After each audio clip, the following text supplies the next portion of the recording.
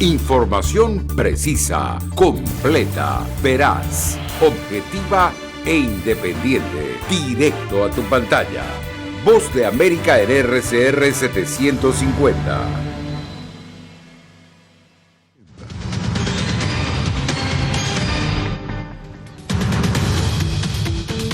Con una fuerza de tarea conjunta contra la corrupción y el tráfico humano, concluye la visita de Kamala Harris en Guatemala. El presidente Andrés Manuel López Obrador pierde las mayorías en la Cámara de Diputados. Además, Corte Suprema de Estados Unidos limita aspiraciones de residencia a beneficiarios del TPS. Y por un mínimo número de votos se definirá la presidencia de Perú.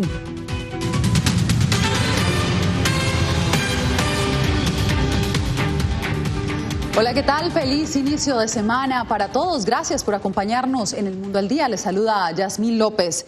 Con la creación de una fuerza de tarea conjunta para combatir la corrupción y el tráfico humano, concluyó la visita a Guatemala de la vicepresidenta de Estados Unidos, Kamala Harris. Eugenia Sagastume ha estado siguiendo esta, que es la primera gran tarea diplomática de la vicepresidenta. Eugenia, ¿a qué acuerdos han llegado con el presidente Alejandro Giammattei y cómo piensan ambos países trabajar?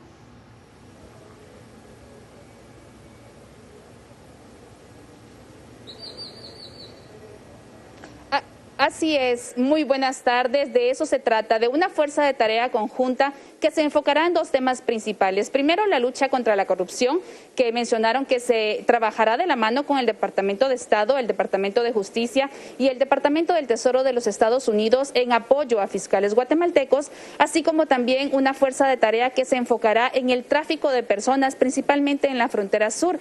Y esto se trabajará con agencias federales de la frontera sur, así como con el FBI y la patrulla fronteriza. En este momento, la vicepresidenta está en una reunión también con mujeres emprendedoras y lideresas en la universidad que ustedes ven atrás mío, y con ella esperan también forjar esas alianzas. Celia Mendoza preparó este informe con los resultados de estos acuerdos de ambos gobiernos.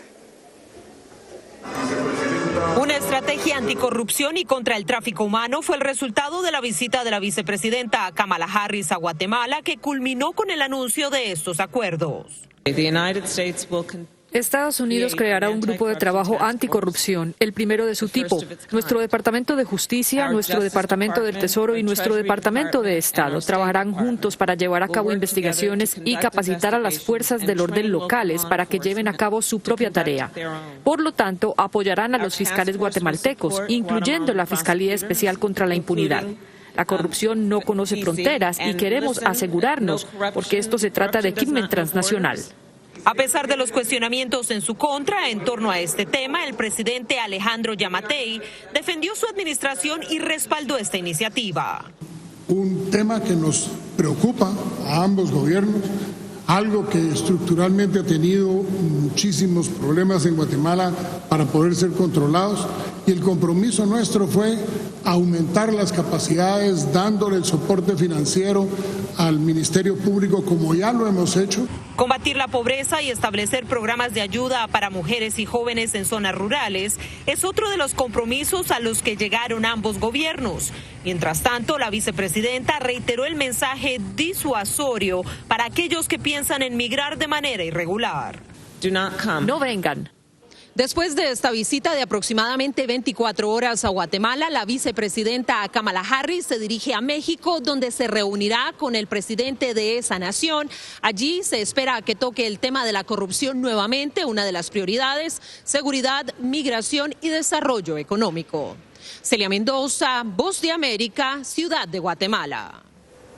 Le agradecemos, Eugenia, por su reporte, y pasamos a la jornada de elecciones de medio término en México, donde en este momento tenemos unos pequeños inconvenientes, pero el movimiento político del presidente Andrés Manuel López Obrador perdió la mayoría absoluta en la Cámara de Diputados. Ahora nos enlazamos con él en Ciudad de México. Anthony, porque aunque la oposición debilitó el poder de AMLO, él todavía tiene margen de gobernabilidad. ¿Cuáles son las implicaciones de estos resultados, Anthony?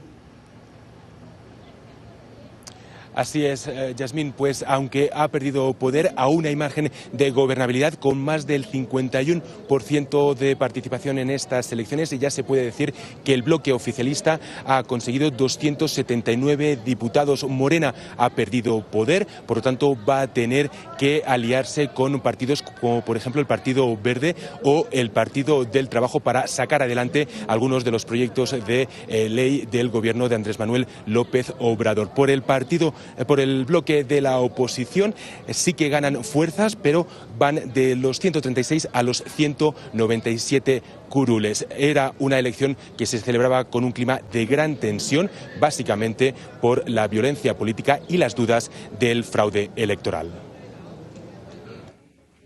Las elecciones de medio término se habían convertido en un plebiscito al gobierno de Andrés Manuel López Obrador. Su partido Movimiento Regeneración Nacional, Morena, sigue liderando la Cámara de Diputados con 197 curules, aunque no con mayoría. Muchos están decepcionados porque consideran que no cumplió con la promesa de campaña. Primero, los pobres. No ha puesto lo que él ha dicho. Y sí, pues todos estamos sufriendo ahorita de economía, no hay dinero, no hay trabajo, por eso hay mucha delincuencia ahorita. Aunque otros defienden que AMLO sí se ha preocupado por los más vulnerables en un país con más de 52 millones de personas viviendo en el umbral de la pobreza. Y por eso dieron su apoyo al partido de gobierno en estos comicios. Lo que es en provincia, pues hay mucha marginación y sí ha ayudado a muchas gentes. Sí me gusta su gobierno. La sombra del fraude rodeó el proceso desde el primer momento, pero el Instituto Nacional Electoral lo descartó de plano, asegurando que el proceso fue transparente e independiente de las instituciones de gobierno. Y no lo hay por la autonomía del INE, por todas las reglas y los procedimientos muy rigurosos que hay para organizar las elecciones. A todo eso hay que sumar el clima de tensión por la violencia política. Más de 85 políticos o candidatos fueron asesinados desde septiembre. El domingo también se registraron actos violentos en centros de Oaxaca, Chiapas o Tijuana.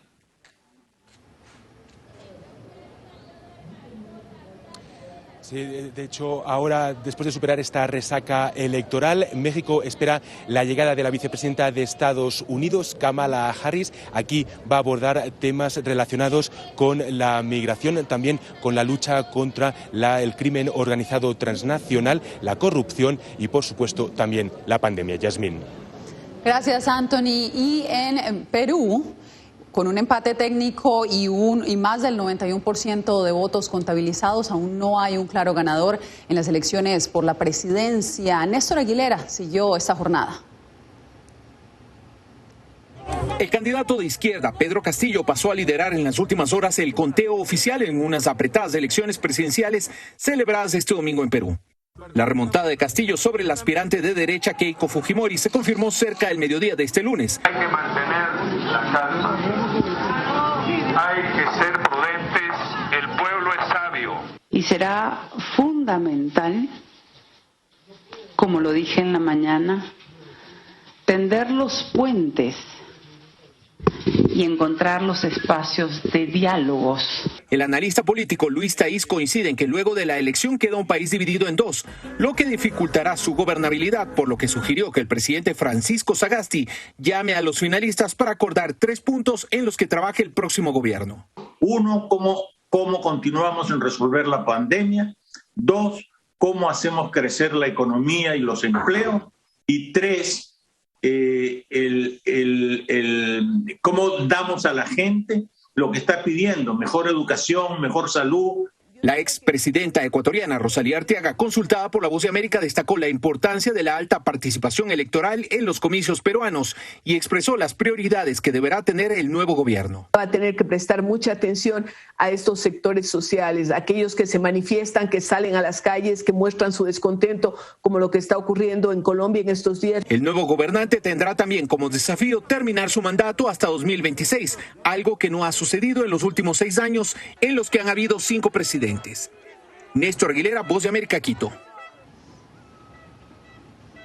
Y miles de inmigrantes en Estados Unidos fueron impactados este lunes por la decisión unánime de la Corte Suprema de Justicia que negó a los beneficiarios del TPS la opción de solicitar residencia permanente en Estados Unidos. Según los magistrados, el ingreso ilegal los descalifica para este proceso. Diva Lizeth Cash, ¿cómo ha sido recibida esta noticia?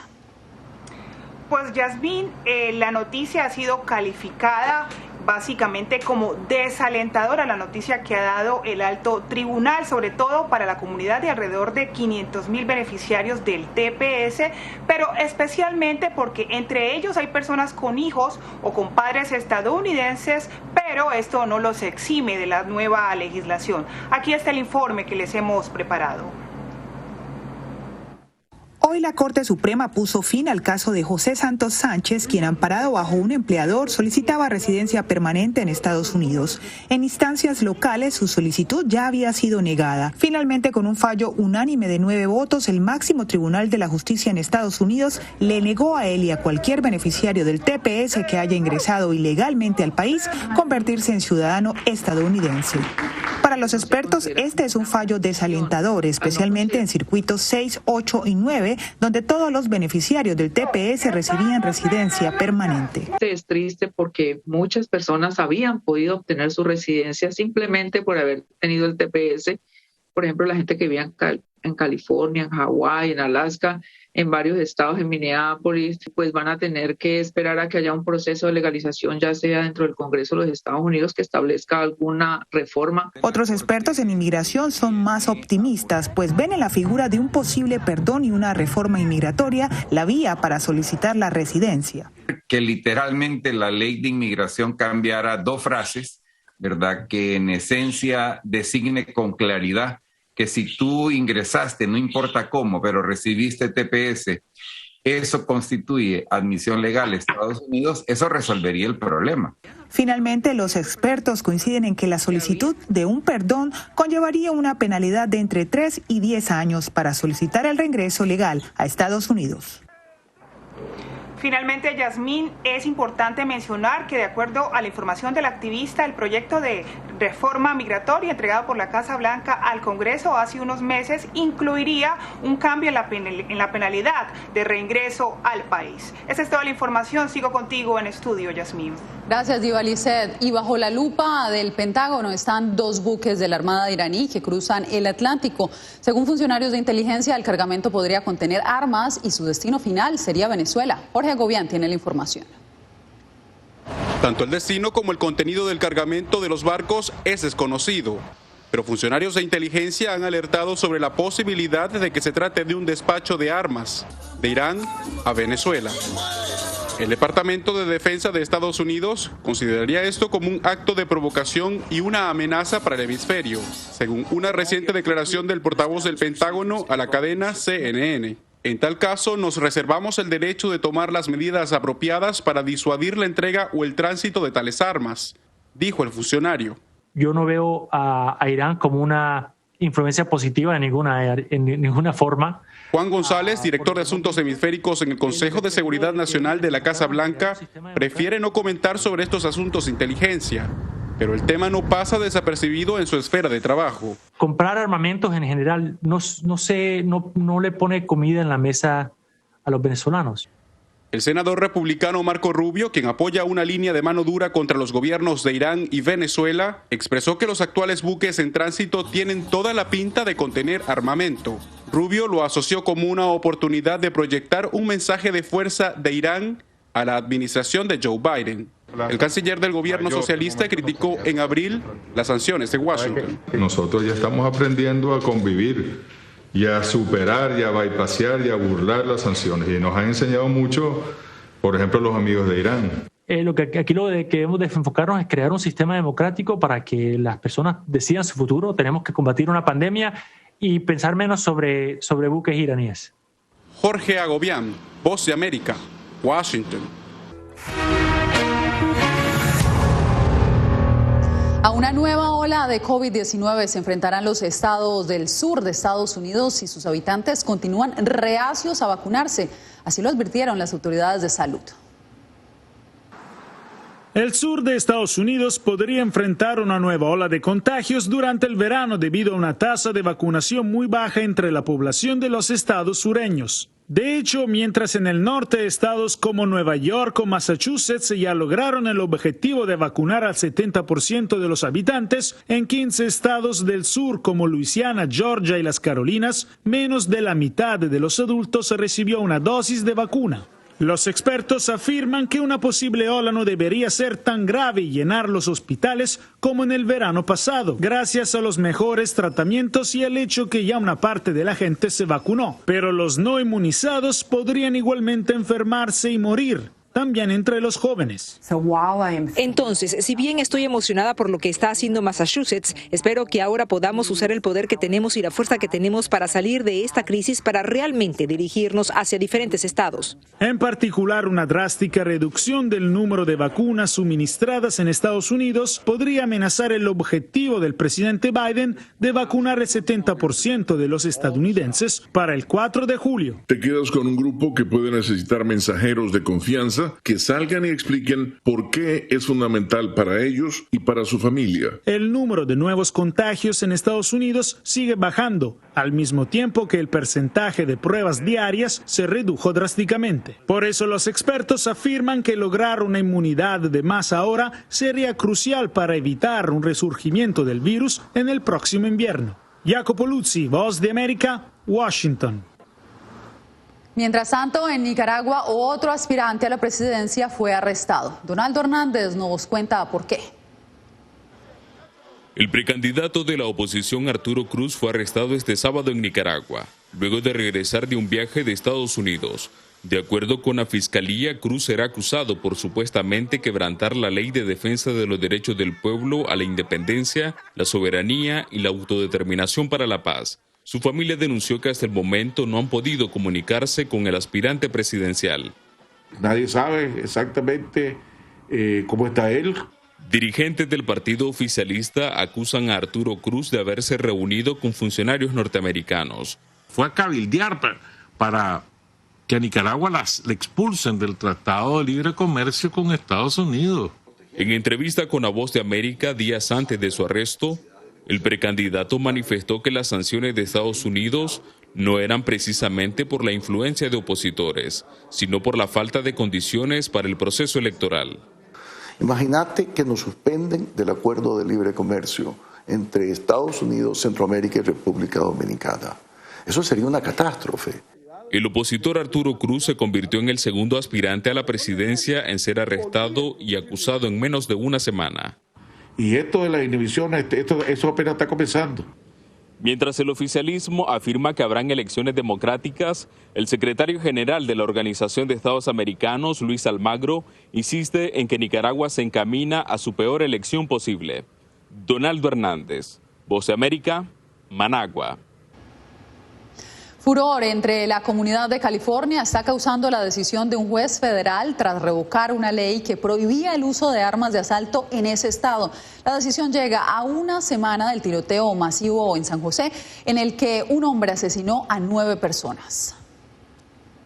La ley que prohíbe las armas de asalto en California, en vigor desde 1989, fue revocada por un juez federal en San Diego, quien la declaró inconstitucional.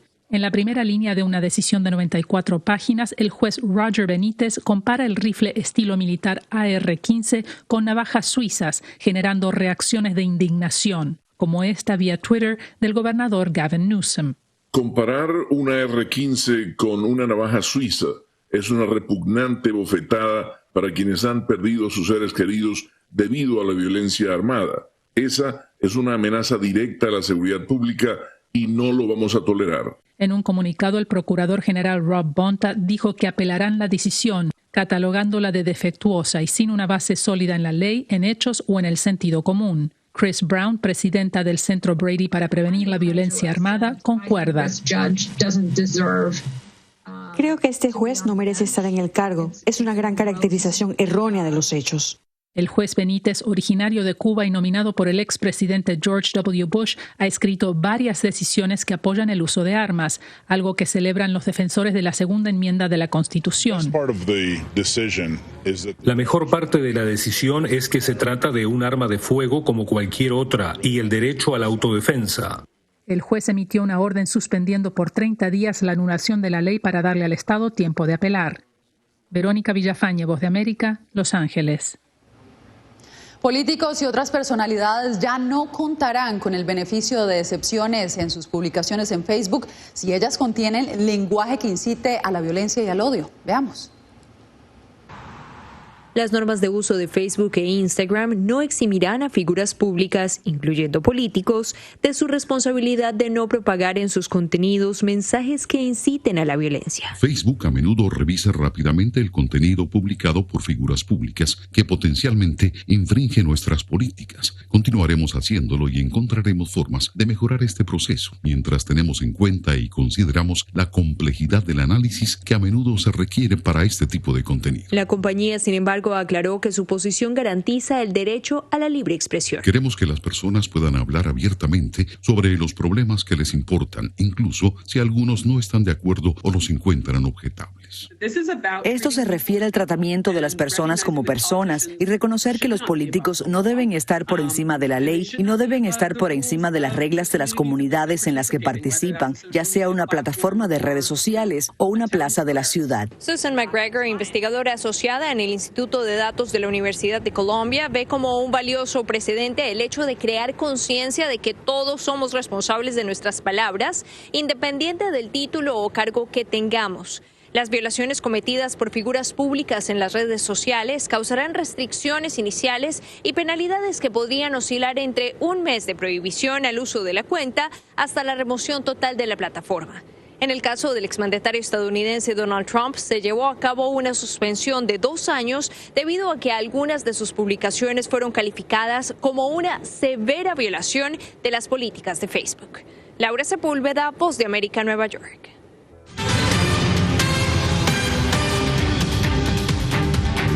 Norma Alcántar es una hispana que ha hecho sorprendentes descubrimientos con productos naturales para dar solución a problemas complejos y nos habla de los grandes beneficios que tienen los cactus como un aliado para purificar ambientes contaminados. Alonso Castillo nos informa.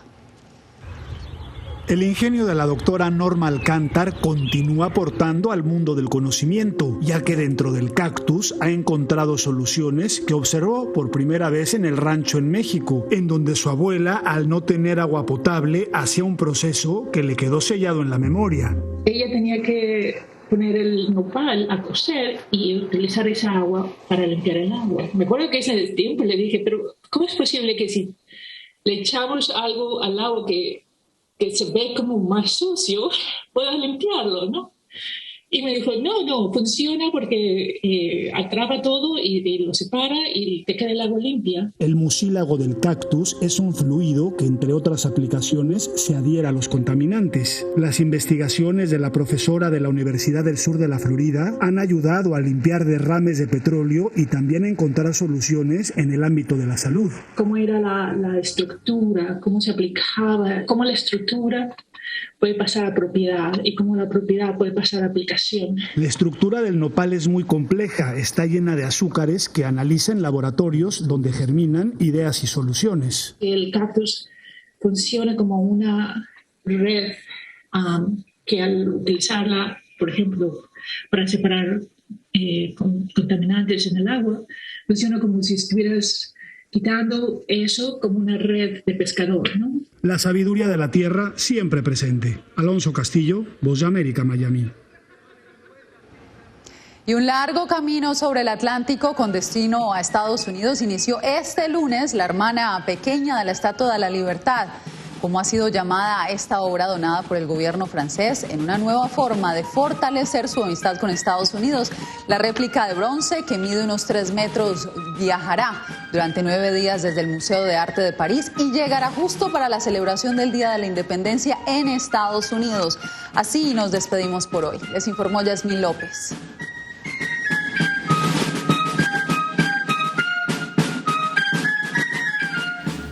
Radio Caracas Radio presentó Voz de América.